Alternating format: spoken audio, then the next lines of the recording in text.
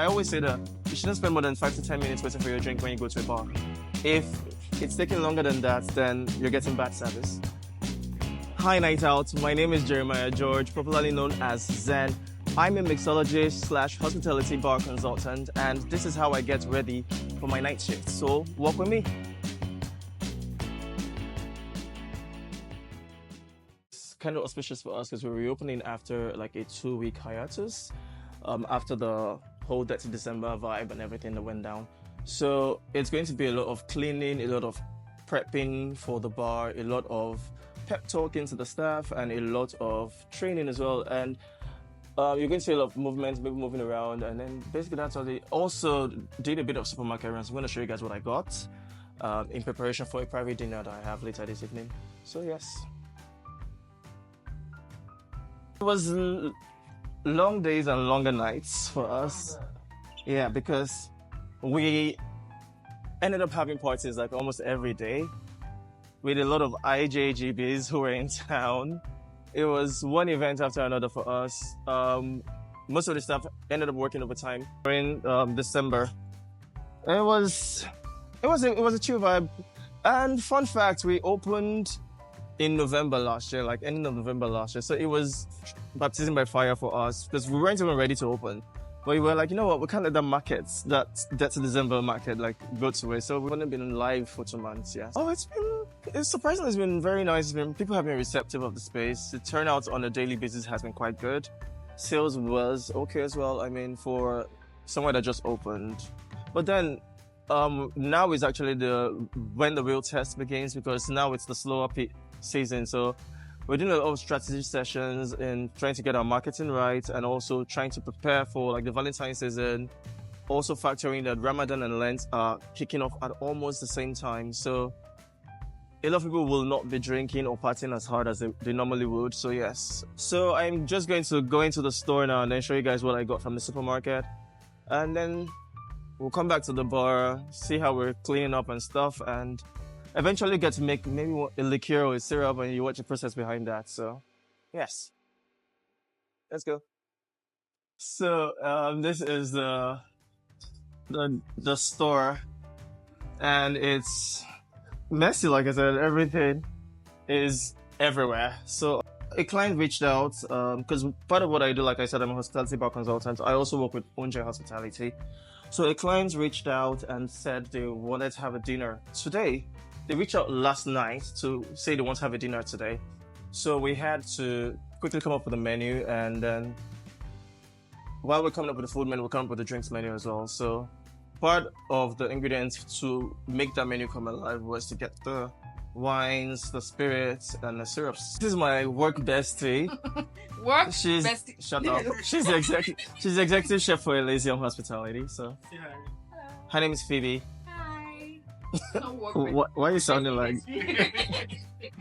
Yeah, so some of what I'll be working with today is sugar, a lot of it, a lot of sugar definitely, and vanilla pods. This is the second most expensive spice in the world, the first being saffron. It's expensive because you only get this in one country, which is Madagascar, and so every vanilla in the world comes from Madagascar. So I want to make a vanilla liqueur sometime later today. So this is what I'll be working with. This is called Eau de Vie. It's the purified one. So Eau de Vie is the first spirit you get when you distill grapes in the cognac making process. So this is the raw one. So it's basically France's version of Ogogoro. Yeah, that's what it is basically. So this is the raw Eau de Vie. It has a very strong ethanol fragrance and tastes like if the devil had urine, or you could taste what the devil's urine was like. That's probably what it would be like. And then this is the purified version. It's really nice. And this is the same thing, but in this one I infused it with butterfly pea flower, so it gave it this vibrant blue color, which I personally love. I'm also going to be working with Fana Branca today, which is a mint flavored liqueur. It's like a herbal liqueur. It is a herbal liqueur, but this one is mint flavored.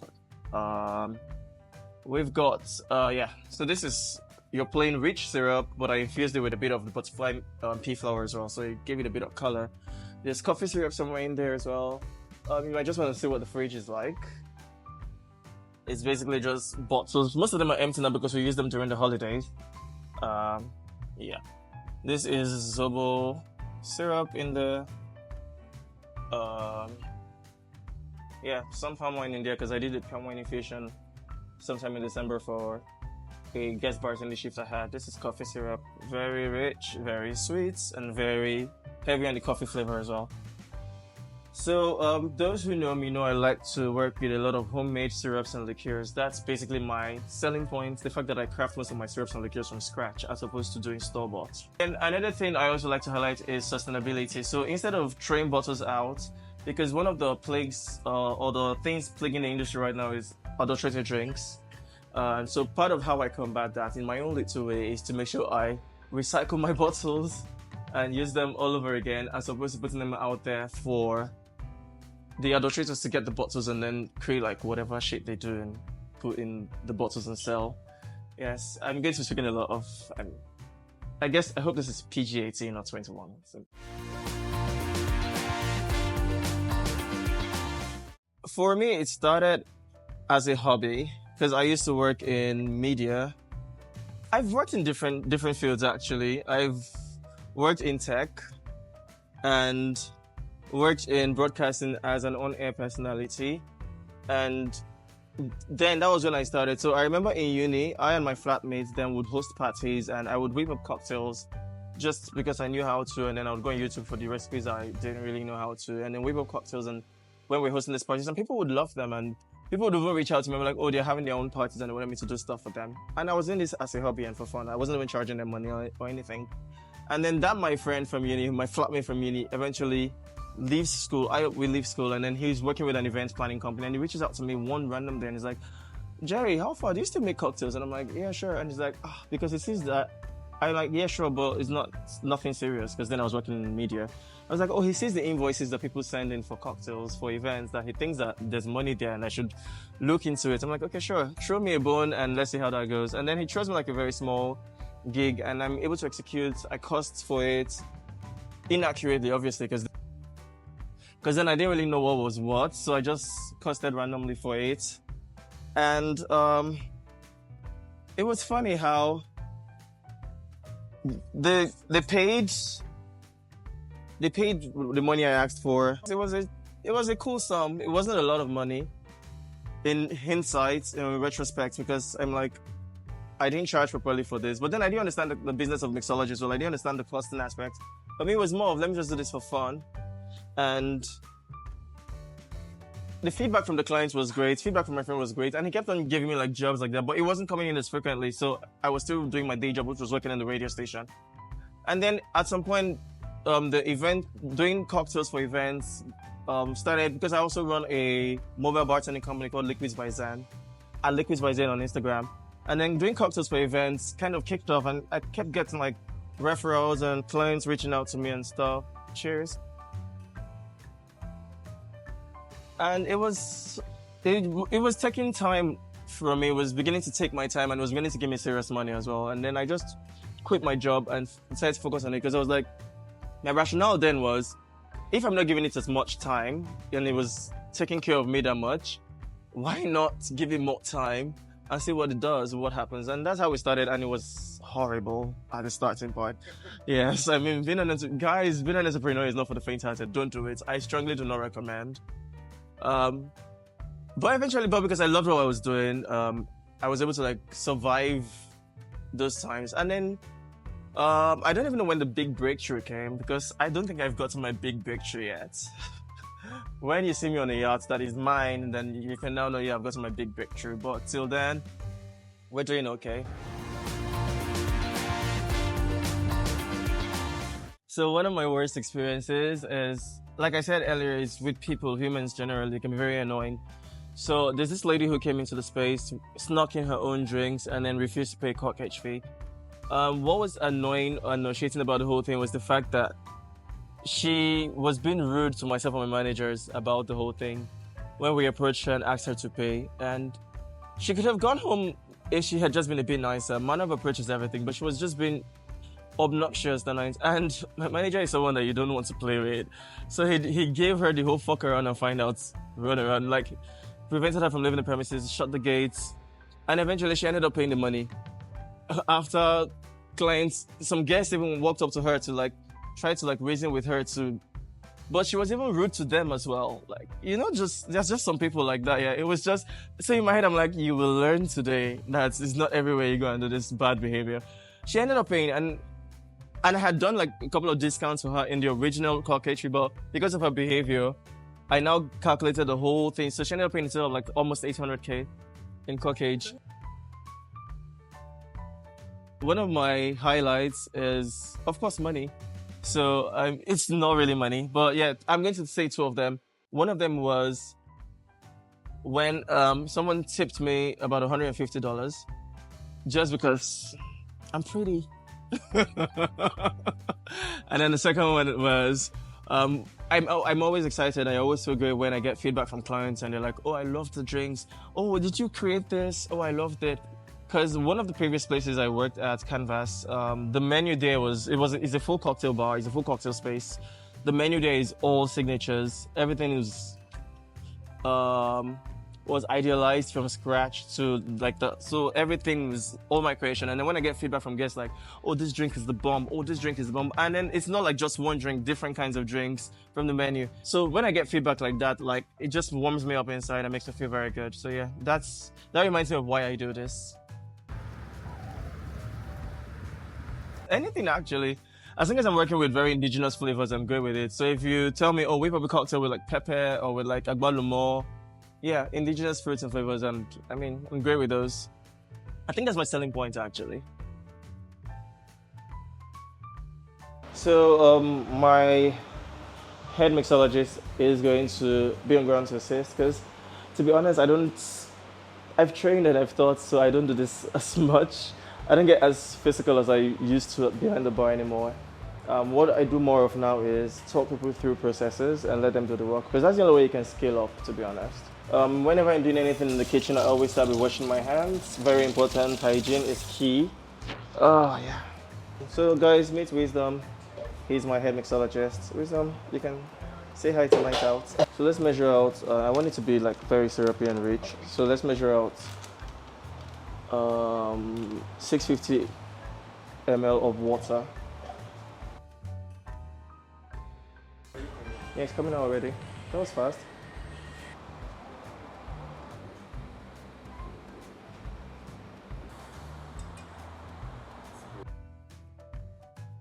What's the time now? Wow, 4. Lagos nightlife is very unique.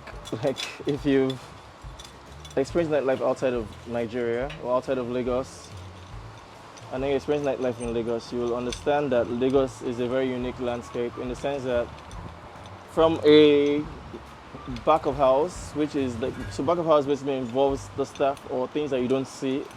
From the back of house point of view, so procurement, costing, Lagos is a more expensive city to do business in. It's just because there's so many hidden charges, hidden costs of doing business in Lagos. So that's why you see franchises that have establishments outside of Lagos and costing things cheaper than they would for their Lagos branches. E.g., I'm not going to mention any names, but there's this Indian-run restaurant that is named after a herb. So they have an outlet in Abuja, and there's this particular pizza I love to get from the restaurant. In Abuja, that pizza costs about 8,450. This was a couple of years ago because it's been a while I went to Abuja. But that same year, I had that same pizza in the Lagos branch, and it cost me 17,000 naira. Yep. Why? Because in Abuja, you're closer to the markets, you spend less time in traffic, so it means that you have less wastage for your perishables. You don't have agberos stopping you every 5 meters. So you're not spending as much on logistics as you would in Lagos. In Lagos, however, every 5 yards that you move with your truck, there's an agbero stopping you and asking for owo this or owo that.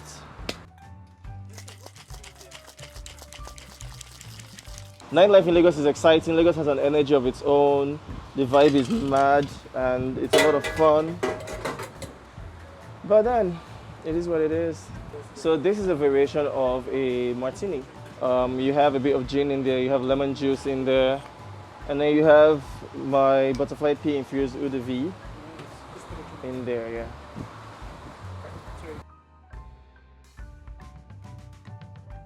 Currently, we have an elderflower martini on the menu, so I want to take that out and bring in a butterfly pea martini or a butterfly martini. Elysium for me is going to keep growing. It's just going to get better. Hopefully, we'll get to the point where we can expand out into the water. And then for the Zen brand itself, we're currently signing on new clients and new challenges and new activities. Sometime later this quarter, I'm going to be hosting like my second masterclass, solo masterclass. I'm also going to be doing a lot of collaborations this year with a couple of outlets and branches and restaurants and brands as well. I mean, I just finished a collaboration with MasterCard Africa, and that was fun. So a typical night here in Elysium, you would have the lights would be on, music would be playing from the speakers. You'd have a young, upwardly mobile crowd having drinks, ordering food, pretty girls, gorgeous-looking men. Very warm party vibe, but it's not a club scene. But you also get to see people who stand up, who like when the music hits right, they get up and dance. It's a very welcoming space. So that's what the typical night at Elysium is like. Most of the cocktails you find out there were created by people, and they published their creation, their recipes, and over time, the recipes stood the test of time, and yeah, you have those cocktails now, and you go to a bar, you be like, I want a Long Island. Somebody was in their kitchen or in their house or in their bar and decided to make a Long Island and call it a Long Island, and then it became a thing, and people fell in love with it.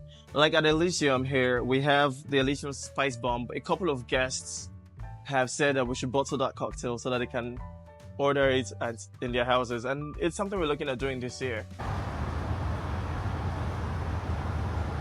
I always say that you shouldn't spend more than 5 to 10 minutes waiting for your drink when you go to a bar. If it's taking longer than that, then you're getting bad service.